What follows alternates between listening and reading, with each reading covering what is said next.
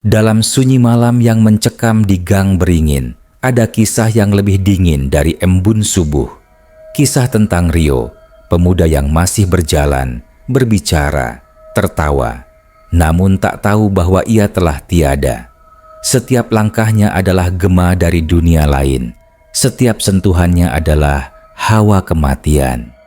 Dia adalah misteri yang hidup di antara kita. Dan kengerian itu perlahan merayapi setiap sudut kampung ini. Bersiaplah, karena kebenaran di balik tabir kematian itu akan membuat bulu kudukmu berdiri.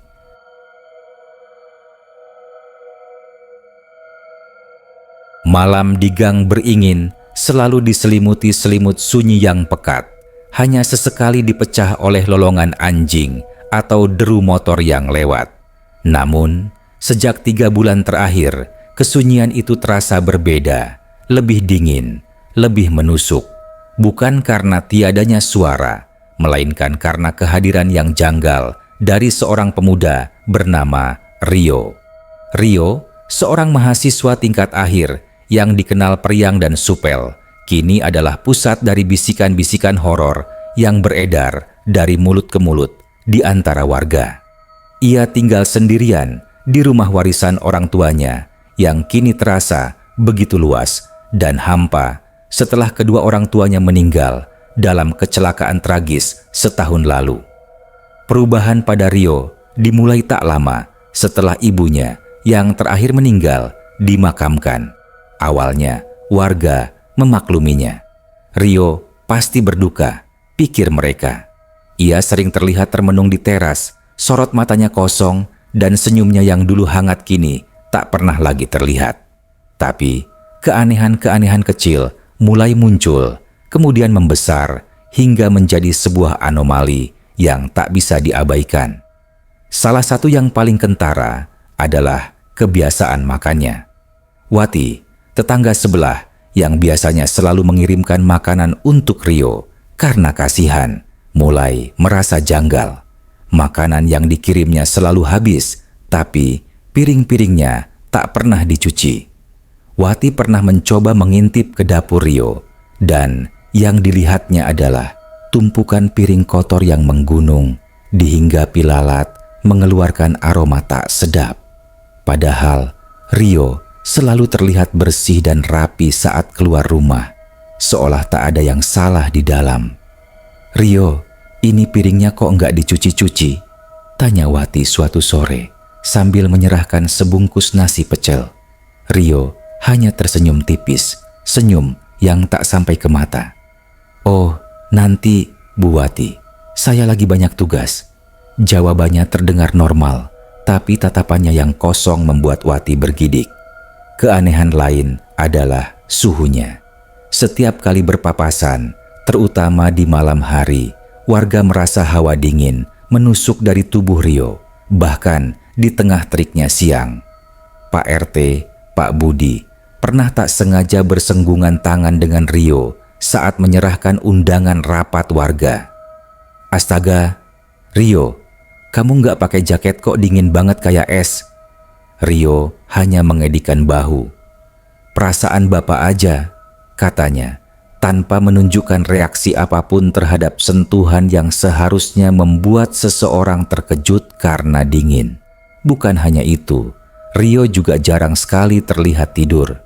Malam hari, lampu kamarnya selalu menyala, dan kadang terdengar suara ketukan-ketukan aneh dari dalam rumah, seperti seseorang sedang memaku atau menggeser barang.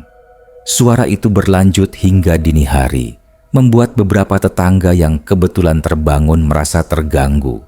Namun, saat pagi tiba, Rio akan keluar rumah dengan penampilan yang segar, seolah semalaman ia mendapatkan tidur yang nyenyak. Ia bahkan seringkali terlihat membersihkan halaman rumahnya di tengah malam buta, di bawah rembulan, tanpa penerangan yang cukup. Hanya siluetnya yang bergerak-gerak samar dalam kegelapan membuat bulu kuduk berdiri. Puncaknya adalah saat mobil Rio, sebuah sedan tua warisan ayahnya, tiba-tiba mogok di depan rumah Pak Rahmat seorang pensiunan yang gemar berkebun. Pak Rahmat menawarkan bantuan untuk mendorong mobil Rio. Namun, saat ia menyentuh bagian belakang mobil, Pak Rahmat merasakan sesuatu yang aneh. Bukan hanya beratnya mobil, tapi juga sentuhan Rio saat ia mencoba mendorong dari kemudi. Tangan Rio terasa begitu dingin, kaku, dan Pak Rahmat bersumpah ia mencium bau aneh, samar-samar seperti aroma bunga melati yang terlalu kuat, bercampur dengan bau tanah basah. Aroma yang sering ia cium di pemakaman. "Rio, kamu sakit?" tanya Pak Rahmat. Raut wajahnya mulai menunjukkan kecemasan. Rio menoleh, senyumnya tetap sama, dingin dan hambar. "Tidak Pak Rahmat, saya sehat-sehat saja." Namun, saat Pak Rahmat kembali ke rumahnya, ia melihat sesuatu yang membuatnya terpaku di jendela.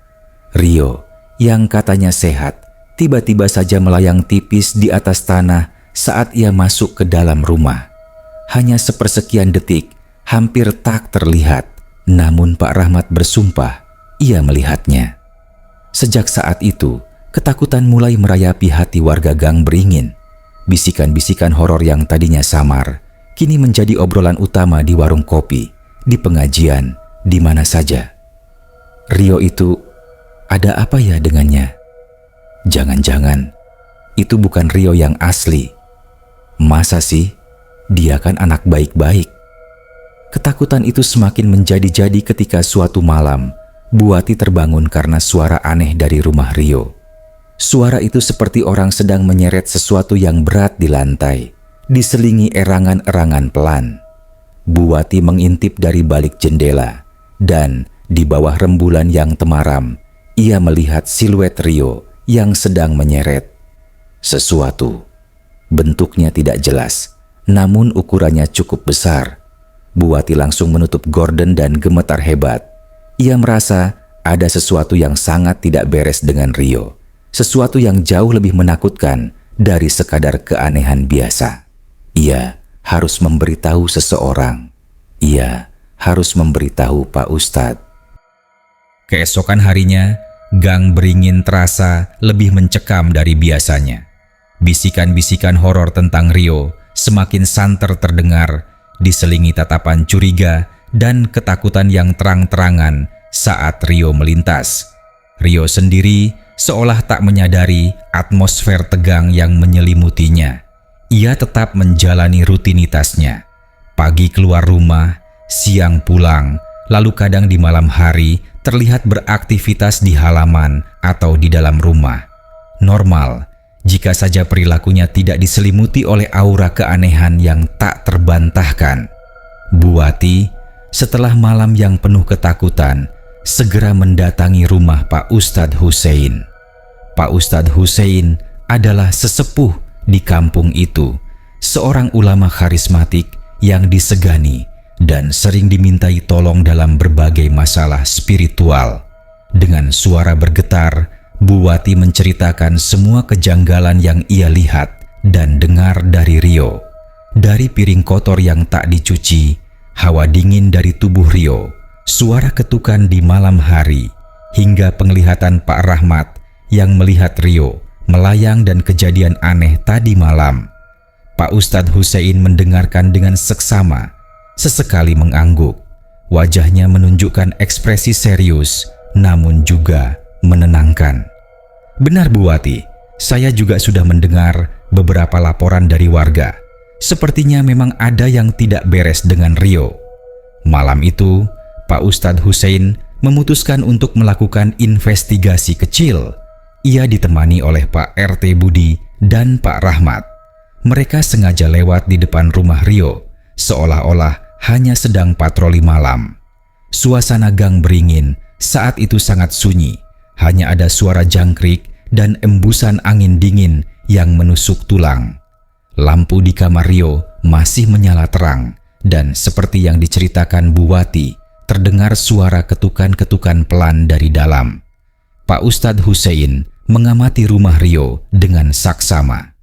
Aura di sekitar rumah itu terasa berat, dingin, dan ada semacam energi tak kasat mata yang menyesakan.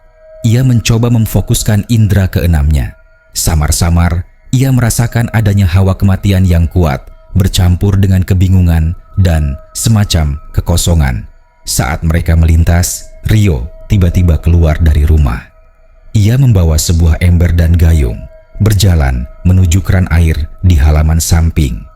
Penampilannya rapi, seperti biasa, seolah ia baru saja pulang dari acara penting. Namun, gerakannya agak kaku, sedikit menyeret kaki, dan tatapannya kosong, lurus ke depan, seolah tak melihat keberadaan mereka bertiga. "Assalamualaikum Rio," sapa Pak Ustadz Hussein mencoba berinteraksi. Rio menoleh perlahan, wajahnya pucat, bahkan di bawah cahaya rembulan. Bibirnya membentuk senyum tipis yang terasa dingin, tidak wajar. "Waalaikumsalam, Pak Ustadz," jawabnya. Suaranya terdengar serak dan sedikit bergetar, seperti orang yang baru bangun tidur panjang. Pak Ustadz Hussein memperhatikan bahwa tidak ada napas yang terlihat keluar dari mulut Rio, padahal udara malam itu cukup dingin hingga membuat embun keluar saat berbicara. Ia juga menyadari bahwa mata Rio tidak berkedip sama sekali selama mereka berbicara. "Sedang apa malam-malam begini, Nak Rio?" tanya Pak Ustadz. Suaranya tetap tenang. Saya sedang bersih-bersih, Pak Ustadz," jawab Rio sambil menunjuk ke arah halaman samping yang gelap gulita. Tak ada apapun yang bisa dilihat di sana selain bayangan pepohonan. Pak Ustadz Hussein mencoba mendekat, seolah ingin melihat apa yang dibersihkan Rio. Namun, saat ia mendekat, hawa dingin yang luar biasa langsung menerpa dirinya, membuat bulu romanya merinding. Bukan hawa dingin biasa, melainkan dingin yang membekukan, seolah-olah ia berdiri di samping lemari es yang terbuka lebar. Aroma melati yang kuat, bercampur bau tanah basah, juga tercium jelas, lebih pekat dari yang dirasakan Pak Rahmat sebelumnya. "Aduh, dingin sekali ya Rio," kata Pak Ustadz Hussein mencoba memancing reaksi. Rio hanya mengangguk pelan, tanpa ekspresi. "Mungkin karena angin malam, Pak Ustadz." Pak Ustadz Hussein mencoba menyentuh tangan Rio, berpura-pura ingin memeriksa suhu tubuhnya. Saat tangannya bersentuhan dengan kulit Rio, ia merasakan sesuatu yang sangat aneh. Kulit Rio terasa dingin, kaku, dan seperti ada lapisan tipis yang licin. Rasanya seperti menyentuh patung es yang dilapisi lilin. Tidak ada kehangatan, tidak ada denyut nadi. Pak Ustadz Hussein dengan cepat menarik tangannya. Jantungnya berdebar kencang. Ia mengerti sekarang. Kecurigaannya semakin kuat. "Rio, apa kamu sudah makan malam?" tanya Pak RT Budi, berusaha mencairkan suasana yang semakin mencekam. "Sudah Pak RT, saya sudah kenyang," jawab Rio. Namun, Pak Ustadz Hussein tahu bahwa Bu Wati sudah lama tidak mengirimkan makanan, dan Rio tidak pernah terlihat berbelanja bahan makanan. Setelah beberapa menit berbasa-basi, mereka pamit. Saat berjalan menjauh, Pak Ustadz Hussein berbisik pada Pak RT dan Pak Rahmat. "Kalian merasakan keanehan itu?" Keduanya mengangguk, wajah mereka pucat pasi. "Dingin sekali Ustadz, dan baunya," ucap Pak Rahmat, tak sanggup melanjutkan. Pak Ustadz Hussein kemudian menjelaskan kecurigaannya. Anak itu, dia bukan manusia lagi, atau setidaknya bukan manusia seperti kita. Pak Ustadz menjelaskan bahwa tanda-tanda yang ia temukan, seperti hawa dingin, bau melati dan tanah, ketidakberkedipan mata, tidak ada embun napas, dan kulit yang dingin kaku tanpa denyut nadi, adalah ciri-ciri dari sesuatu yang sudah tidak hidup, namun masih bergentayangan. Ada sesuatu yang mengikatnya di sini, dan dia sendiri tidak menyadarinya. Mereka bertiga sepakat untuk tidak langsung bertindak gegabah. Mereka harus mencari tahu apa yang sebenarnya terjadi pada Rio dan mengapa ia masih berada di dunia ini dalam kondisi yang mengerikan tersebut. Pak Ustadz Hussein berencana untuk melakukan ruqyah dari jarak jauh, dan jika tidak berhasil, ia akan mencari cara untuk berbicara dengan Rio untuk memahami apa yang membuatnya terjebak dalam kondisi limbo ini. Namun, ia tahu ini bukanlah tugas yang mudah. Aura kematian yang melekat pada Rio terasa sangat kuat, dan itu pertanda bahwa arwahnya terperangkap dalam ikatan yang sangat kuat, kemungkinan besar akibat rasa kehilangan yang mendalam atau urusan yang belum selesai. Malam itu, di gang beringin, hawa dingin terasa semakin pekat, seolah menyelimuti setiap sudut rumah, seiring dengan misteri Rio yang semakin dalam dan menakutkan. Beberapa hari setelah investigasi singkat Pak Ustadz Hussein, ketegangan di gang beringin semakin menjadi-jadi. Warga semakin berhati-hati saat berpapasan dengan Rio. Anak-anak dilarang bermain di dekat rumahnya, dan para ibu seringkali berbisik-bisik ketakutan di balik gorden jendela mereka. Rio, di sisi lain, tampak tak terpengaruh. Ia tetap menjalankan aktivitasnya, seolah tak ada yang berubah. Namun, Pak Ustadz Hussein dan Pak RT Budi terus mengamatinya, mencari celah, mencari petunjuk. Pak Ustadz Hussein mencoba melakukan ruqyah dari jarak jauh, membacakan ayat-ayat suci dan doa-doa pengusir jin. Ia melakukannya setiap malam setelah Isya menghadap ke arah rumah Rio. Namun, tak ada perubahan signifikan. Aura dingin di sekitar rumah Rio tetap pekat, bahkan terasa sedikit lebih kuat. Ini menunjukkan bahwa entitas yang mengikat Rio bukanlah jin biasa, atau mungkin ikatan itu jauh lebih kuat dari yang ia duga. Suatu malam, Pak Ustadz Hussein memutuskan untuk mencoba cara lain. Ia meminta Bu Wati dan Pak Rahmat untuk bergabung dengannya. Mereka berkumpul di teras rumah Pak Ustadz yang cukup dekat dengan rumah Rio, sehingga mereka bisa mengamati tanpa menimbulkan kecurigaan. Saat itu, lampu kamar Rio masih menyala, dan samar-samar terdengar suara-suara aneh dari dalam. Kali ini bukan ketukan, melainkan seperti suara seseorang yang sedang bersenandung. Senandung itu sangat pelan, monoton, dan terdengar sangat pilu. "Itu suara apa, Ustadz?" bisik Bu Wati. Suaranya bergetar. "Sepertinya Rio sedang bersenandung," jawab Pak Ustadz Hussein. Matanya terpaku pada jendela kamar Rio. Tapi itu bukan senandung biasa. Pak Ustadz Hussein mencoba memfokuskan pendengarannya. Semakin ia mendengar, semakin jelas ia merasakan kesedihan yang mendalam dari senandung itu. Ada nada rindu yang tak terucapkan, rasa sakit yang membekas, dan keputusasaan yang merayap. Ia merasakan adanya energi kesedihan yang kuat, seolah-olah Rio sedang meratapi sesuatu yang sangat ia cintai, sesuatu yang telah hilang. Tiba-tiba, senandung itu berhenti. Hening sejenak, lalu terdengar suara benda terjatuh di dalam rumah Rio, diikuti oleh hening yang lebih pekat. Mereka bertiga menahan napas. Tak lama kemudian, siluet Rio terlihat bergerak di balik gorden. Ia tampak sedang merapikan sesuatu, lalu kembali duduk di kursi dekat jendela, menghadap keluar. Dia seperti menunggu sesuatu atau seseorang, gumam Pak Rahmat. "Benar," kata Pak Ustadz Hussein. "Dia terjebak. Jiwanya mungkin belum sepenuhnya menyadari bahwa ia sudah tiada. Ada sesuatu yang mengikatnya di dunia ini, sesuatu yang belum selesai." Pak Ustadz Hussein memutuskan untuk mengambil risiko. Ia berjalan perlahan menuju rumah Rio, diikuti oleh Pak RT Budi dan Pak Rahmat yang masih ragu-ragu. Ia berhenti di depan pagar.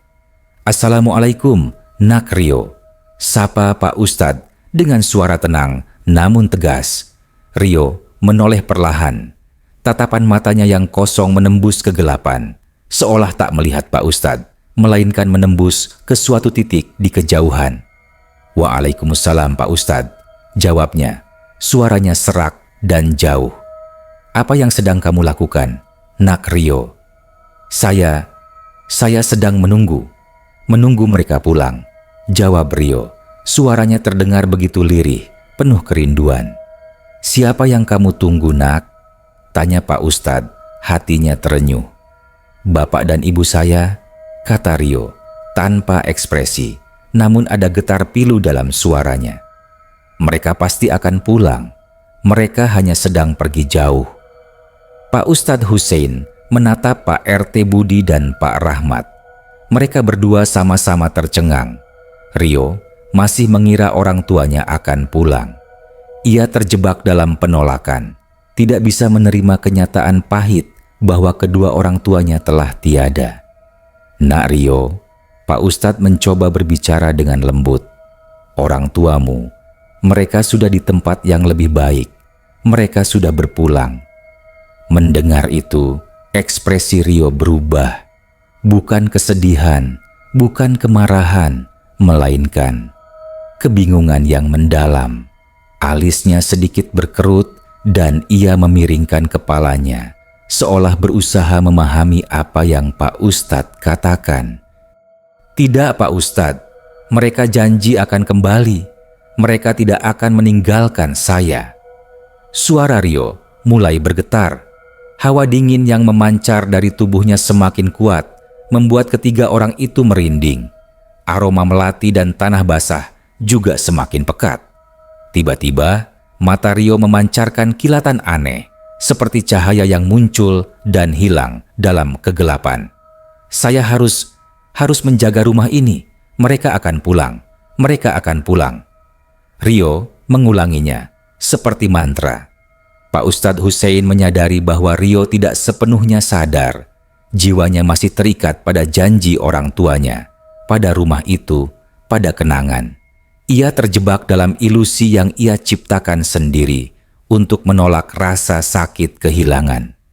"Nak Rio, apakah kamu merasa lapar atau butuh sesuatu?" tanya Pak Ustadz. Rio menggeleng. "Tidak, Pak Ustadz, saya tidak lapar. Saya tidak butuh apa-apa. Saya hanya perlu menunggu." Pak Ustadz Hussein mengamati Rio dengan seksama.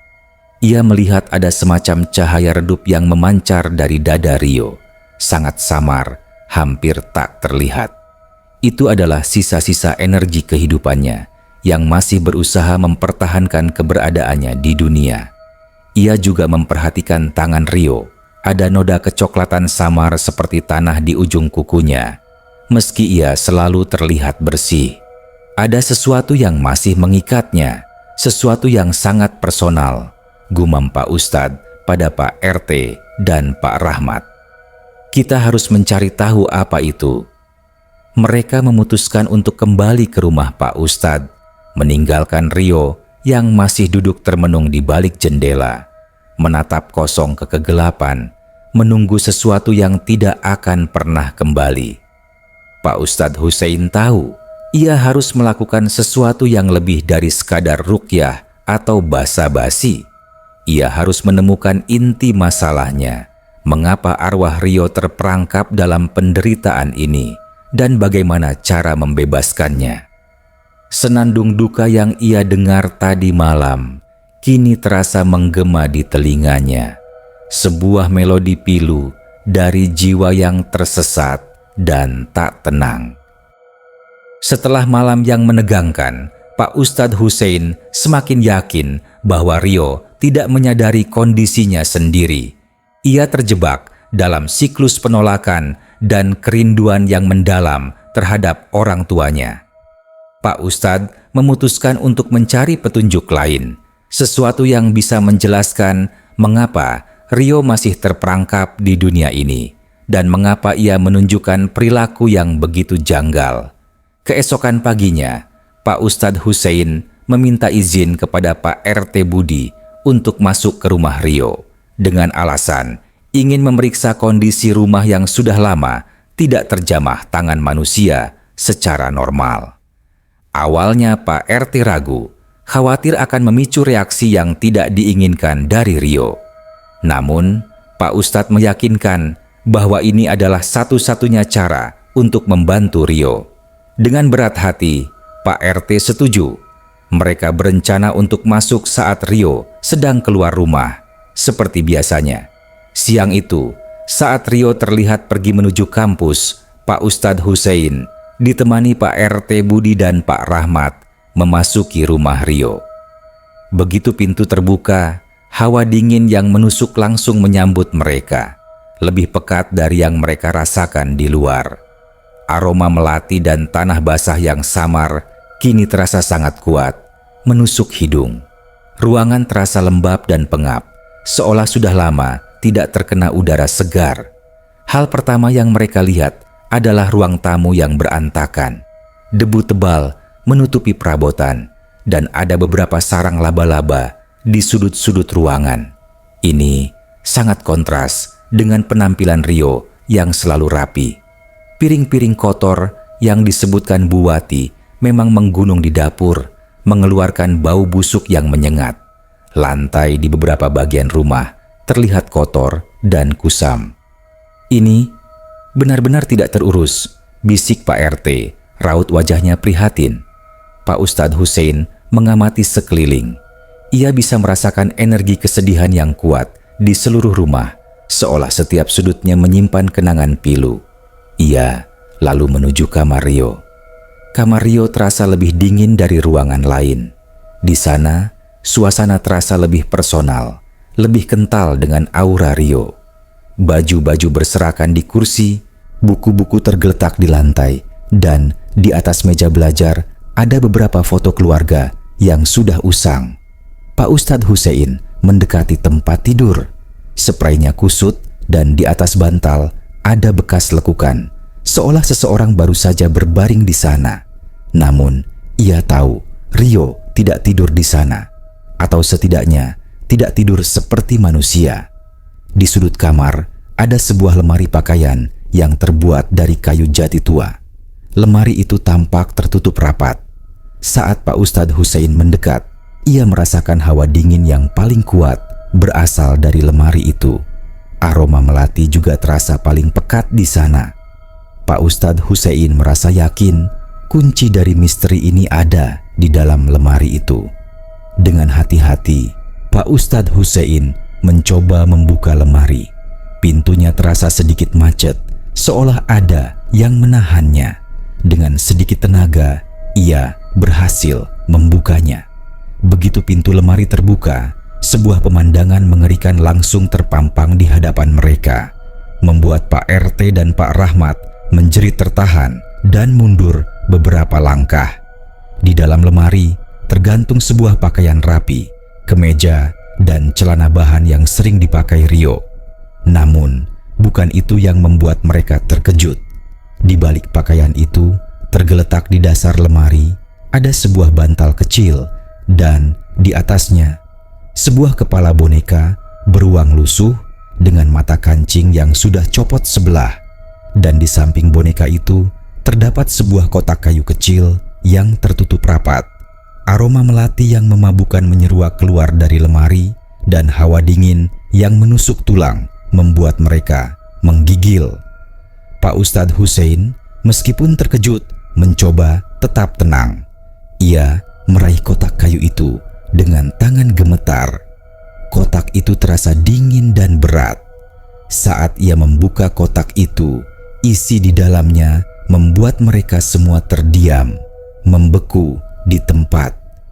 Di dalam kotak itu tergeletak sebuah kalung dengan liontin berbentuk hati, sebuah foto keluarga kecil yang sudah pudar, dan segenggam tanah kering yang dibungkus kain putih. Tanah itu terasa sangat dingin saat disentuh, dan dari sana aroma melati dan tanah basah yang mereka cium di tubuh Rio kini terasa sangat pekat, sangat menyengat, sangat hidup. Pak Ustadz Hussein melihat foto keluarga itu. Itu adalah foto Rio bersama kedua orang tuanya, tersenyum bahagia. Di balik foto ada tulisan tangan yang samar. Kita akan selalu bersama. Jangan pernah tinggalkan papa dan mama. Ini tanah kuburan ibunya Rio, bisik Pak Rahmat, suaranya tercekat. Pak Rahmat adalah orang yang ikut membantu menguburkan ibu Rio. Ia ingat dengan jelas, Rio adalah orang terakhir yang menabur bunga dan tanah di atas makam ibunya. Pak Ustadz Hussein memahami semuanya sekarang. Rasa kehilangan yang mendalam, janji yang terucap, dan mungkin ritual tak disadari yang dilakukan Rio telah mengikat arwahnya. Ia tidak bisa menerima kepergian orang tuanya, terutama ibunya. Mungkin ia sering datang ke makam ibunya, membawa pulang segenggam tanah sebagai bentuk ikatan emosional yang kuat, berharap ibunya akan tetap bersamanya. Ikatan emosional itu digabungkan dengan kesedihan yang teramat sangat telah menciptakan semacam jembatan antara dunia hidup dan mati bagi Rio. Arwah Rio, karena tidak rela berpisah, secara tidak sadar menarik kembali sebagian esensi kehidupannya yang belum sepenuhnya terlepas dari raganya yang telah mati. Tanah kuburan itu dan benda-benda kenangan ini adalah jangkar yang mengikatnya. Rio tidak menyadari dirinya sudah meninggal karena ia masih berpegang pada janji dan ilusi bahwa orang tuanya akan kembali. Di tengah keheningan yang mencekam, Pak Ustadz Hussein menatap isi kotak itu, lalu beralih ke boneka beruang lusuh yang tergeletak di dasar lemari. Ini semua adalah benda-benda yang menjadi pengikat, yang mencegah arwah Rio untuk berpulang dengan tenang. Ia harus membebaskan Rio. Ini adalah tugas yang sangat berat karena ia harus menghadapi arwah yang tidak menyadari kondisinya sendiri dan yang terikat pada penderitaan yang begitu dalam. Penemuan di dalam lemari Rio membuka tabir misteri yang selama ini menyelimuti Gang Beringin.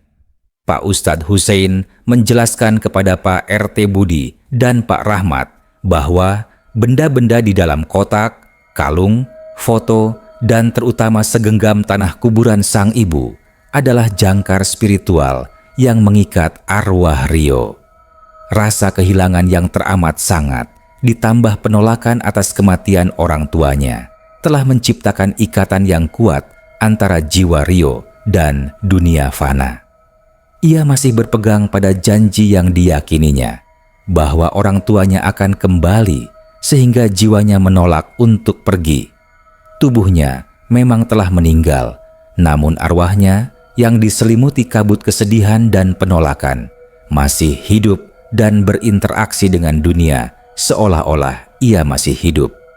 Ini bukan kasus kerasukan jin biasa, jelas Pak Ustadz Hussein. Ini adalah kasus arwah yang terjebak karena ikatan emosional yang begitu kuat. Rio tidak tahu dirinya sudah tiada.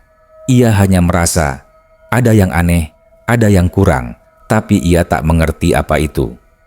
Pak Ustadz Hussein memutuskan bahwa mereka tidak bisa lagi menunggu.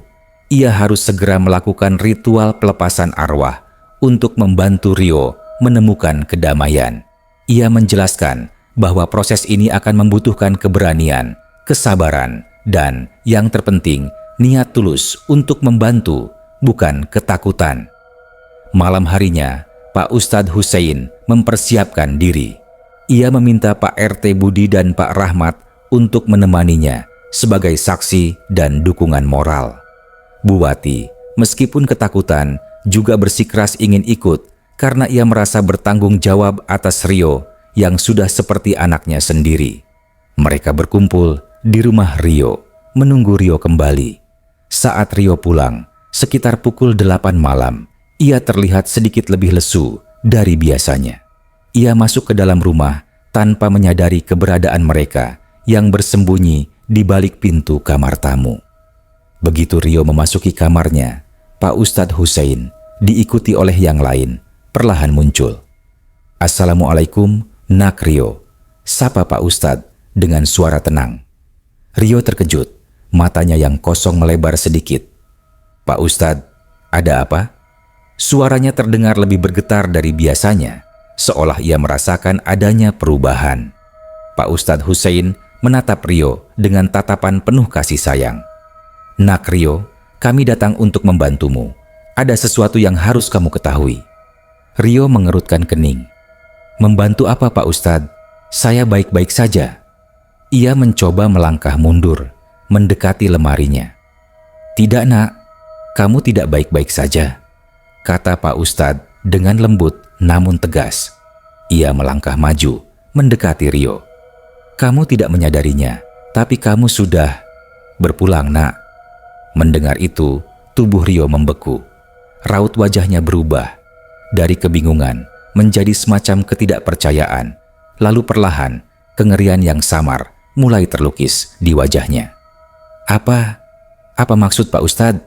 tanyanya. Suaranya nyaris tak terdengar. Pak Ustadz Hussein lalu menunjukkan kotak kayu berisi benda-benda yang ditemukan di lemari. "Ini, nak Rio, ini adalah benda-benda yang mengikatmu. Tanah ini adalah tanah dari makam ibumu. Kamu tidak bisa menerima kepergian orang tuamu, dan itu membuatmu terjebak di sini." Rio menatap kotak itu, lalu tatapannya beralih ke tangan dan tubuhnya sendiri. Ia melihat ke tangannya yang terlihat transparan di bawah cahaya rembulan yang masuk dari jendela. Ia melihat kakinya yang terasa ringan, seolah tak memijak tanah. Ia menyentuh wajahnya, terasa dingin, kaku, tanpa kehangatan. Kemudian, ia melihat bayangannya di cermin. Tidak ada bayangan. Kengerian yang sesungguhnya mulai merayapi wajahnya. Mata kosongnya kini memancarkan rasa takut yang luar biasa. Tidak, ini tidak mungkin," bisiknya. Suaranya bergetar hebat. Saya masih hidup. Saya menunggu bapak dan ibu saya." "Tidak nak, orang tuamu sudah berpulang dengan tenang," kata Pak Ustadz. Suaranya semakin lembut. "Mereka ingin kamu juga tenang. Kamu sudah tidak di dunia ini nak." Rio mulai terhuyung-huyung. Tubuhnya semakin transparan. Aura dingin di sekitarnya semakin kuat, bercampur dengan energi ketakutan yang luar biasa. Ia terlihat seperti sedang berusaha melawan kenyataan yang pahit. "Tidak, saya tidak mau pergi. Saya harus menunggu mereka," teriaknya. Suaranya melengking dan bergema di seluruh ruangan. Pak Ustadz Hussein tahu inilah saatnya. Ia segera mengambil air yang telah dibacakan ayat-ayat suci, lalu memercikannya ke arah Rio sambil terus membacakan doa-doa pelepasan arwah. "Lepaskan dirimu, nak Rio. Orang tuamu sudah tenang. Mereka menunggumu di alam keabadian. Jangan terikat pada dunia fana ini." Saat air percikan itu mengenai tubuh Rio menjerit kesakitan. Tubuhnya bergetar hebat dan ia terhuyung-huyung mundur. Bayangannya semakin transparan dan hawa dingin yang luar biasa menerpa mereka semua, membuat gigi mereka bergemeletuk. Aroma melati dan tanah basah tiba-tiba berubah menjadi bau gosong yang menyengat, seperti ada sesuatu yang terbakar. "Panas, sakit!" teriak Rio, memegang kepalanya. Matanya yang kosong kini menatap Pak Ustadz dengan pandangan penuh penderitaan dan kebingungan yang mendalam. Apa yang terjadi pada saya?" "Kamu harus ikhlas nak," kata Pak Ustadz, terus memercikan air dan membacakan doa. "Ikhlaskan kepergian orang tuamu, ikhlaskan dirimu, berpulanglah dengan tenang." Tiba-tiba, tubuh Rio mulai mengeluarkan cahaya putih redup, sangat samar dari dadanya, dan perlahan mulai memudar dari kaki ke atas. Ia masih berdiri di sana, namun semakin lama semakin transparan, seperti kabut yang tertiup angin. Aura kesedihan dan ketakutan yang tadinya kuat, perlahan-lahan digantikan oleh aura kedamaian dan ketenangan yang mulai menyelimuti ruangan. Rio menatap Pak Ustadz Hussein, lalu ke Pak RT, Pak Rahmat, dan Bu Wati. Ada sedikit kilatan pengertian di matanya, seolah ia baru saja terbangun dari mimpi yang sangat panjang dan mengerikan. Senyum tipis yang tulus, yang sudah lama tidak mereka lihat, perlahan terukir di wajahnya. "Terima kasih Pak Ustadz," bisiknya. Suaranya sangat pelan, hampir tak terdengar. Saya mengerti sekarang, Ibu. Bapak." Suaranya menghilang bersamaan dengan tubuhnya yang semakin pudar. Cahaya putih itu memancar lebih terang sesaat, lalu perlahan-lahan Rio menghilang sepenuhnya, seperti asap yang lenyap di udara. Hawa dingin yang tadinya menusuk, kini digantikan oleh rasa hangat yang menenangkan. Bau gosong menghilang, digantikan oleh aroma melati yang lembut dan menenteramkan. Ketiganya berdiri terpaku, terdiam. Nafas mereka tersengal. Mereka baru saja menyaksikan sesuatu yang luar biasa dan mengerikan. Rio, yang selama ini mereka kira masih hidup, ternyata sudah tiada, dan jiwanya baru saja dibebaskan. Ruangan itu terasa begitu sunyi, namun kali ini sunyi yang menenangkan, bukan sunyi yang mencekam. Mereka tahu Rio telah berpulang dengan tenang, menyusul orang tuanya. Ritual pelepasan arwah telah berhasil. Namun, bayangan Rio yang terakhir, senyum tulus yang muncul di wajahnya sebelum menghilang, akan selalu terekam dalam ingatan mereka. Sebuah pengingat akan kerapuhan hidup dan betapa kuatnya ikatan kasih sayang yang bahkan bisa melampaui batas kematian. Setelah ritual pelepasan arwah Rio, suasana di Gang Beringin perlahan-lahan berubah. Hawa dingin yang selama ini menyelimuti rumah Rio dan sebagian area Gang Beringin perlahan menghilang, digantikan oleh kehangatan normal. Aroma melati yang kuat dan menusuk hidung juga lenyap, hanya menyisakan bau lembab yang samar dari rumah yang tak terurus. Warga yang sebelumnya diselimuti ketakutan dan bisikan-bisikan horor kini merasakan kelegaan yang luar biasa. Mereka tahu Rio akhirnya telah menemukan kedamaian. Pagi setelah kejadian itu, Pak Ustadz Hussein meminta Pak RT Budi dan Pak Rahmat untuk membantu membersihkan rumah Rio. Mereka menemukan piring-piring kotor yang menggunung di dapur, tumpukan sampah yang tak terurus, dan debu tebal di mana-mana. Ini adalah bukti nyata bahwa Rio memang sudah tidak ada secara fisik dan segala aktivitasnya selama ini hanyalah ilusi dari arwahnya yang terjebak. Yang paling membuat mereka merinding adalah penemuan di kamar Rio. Di dalam lemari, tempat mereka menemukan kotak jangkar spiritual, boneka beruang lusuh itu masih ada. Namun, kali ini boneka itu terasa berbeda, tidak lagi dingin, dan aroma melati yang kuat sudah tidak ada.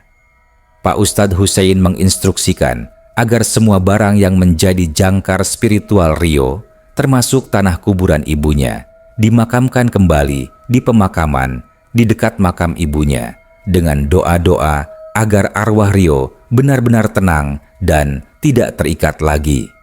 Rumah Rio yang kosong dan tak terawat itu kini menjadi saksi bisu dari kisah pilu seorang pemuda yang terjebak di antara dua dunia. Pak Ustadz Hussein berpesan kepada warga untuk tidak lagi menggunjingkan Rio dengan ketakutan, melainkan mendoakan agar Rio diterima di sisinya. Beberapa minggu berlalu dan Gang Beringin kembali seperti semula. Lolongan anjing malam tidak lagi terasa menakutkan, dan deru motor yang lewat tidak lagi diiringi bisikan-bisikan horor. Anak-anak kembali bermain riang di depan rumah Rio, dan para ibu kembali mengobrol santai di teras rumah mereka. Namun, kejadian ini meninggalkan kesan mendalam bagi Pak Ustadz Hussein, Pak RT Budi, Pak Rahmat, dan Bu Wati. Mereka adalah saksi hidup dari sebuah realitas yang seringkali dianggap fiksi, bahwa ikatan emosional yang kuat, terutama kesedihan dan penolakan, bisa menjebak jiwa seseorang di dunia ini. Kisah Rio menjadi pelajaran berharga tentang pentingnya keikhlasan, terutama dalam menghadapi kehilangan. Suatu sore, Pak Ustadz Hussein sedang duduk di teras rumahnya, menyeruput teh hangat. Angin sepoi-sepoi berembus, membawa aroma melati yang sangat samar dari kejauhan. Aroma itu bukan lagi bau melati yang mencekam, melainkan wangi yang menenangkan, seolah ada kedamaian yang bersemayam di sana. Ia teringat senyum tulus Rio yang terakhir sebelum arwahnya menghilang. Senyum itu di tengah penderitaan dan kebingungan adalah bukti bahwa Rio akhirnya menemukan jalan pulang. Pak Ustadz Hussein meyakini bahwa di dunia ini ada banyak hal yang berada di luar nalar manusia. Ada dimensi-dimensi yang tak terlihat dan ada kekuatan-kekuatan spiritual yang bisa memengaruhi kehidupan. Kisah Rio bukanlah sekadar cerita hantu biasa, melainkan sebuah tragedi tentang jiwa yang tersesat, terjebak oleh ikatan emosional yang tak terputus. Ia berharap kisah Rio ini bisa menjadi pengingat bagi setiap orang bahwa setiap kehilangan harus diikhlaskan. Setiap jiwa berhak menemukan kedamaian, dan terkadang kita hanya perlu sedikit bantuan untuk membebaskan diri dari ikatan-ikatan yang tak terlihat. Malam kembali menyelimuti Gang Beringin. Kali ini tidak ada lagi gema kesunyian yang mencekam, tidak ada lagi hawa dingin yang menusuk, dan tidak ada lagi bayangan Rio yang bergerak-gerak di balik jendela. Hanya ada kedamaian yang abadi, seolah seluruh Gang Beringin telah dibersihkan dari beban masa lalu. Kisah Rio, seorang pemuda yang meninggal tanpa menyadarinya, mengajarkan kepada kita tentang betapa tipisnya batas antara hidup dan mati, dan betapa kuatnya kekuatan hati manusia, bahkan setelah raga tak lagi bernyawa. Sebuah kisah yang mungkin saja benar-benar bisa terjadi di dunia nyata, di antara kita, di sudut gang yang sepi, menunggu untuk ditemukan. Dan mungkin di luar sana masih banyak Rio-Rio lain yang terperangkap dalam kesedihan, menunggu seseorang untuk membebaskan mereka.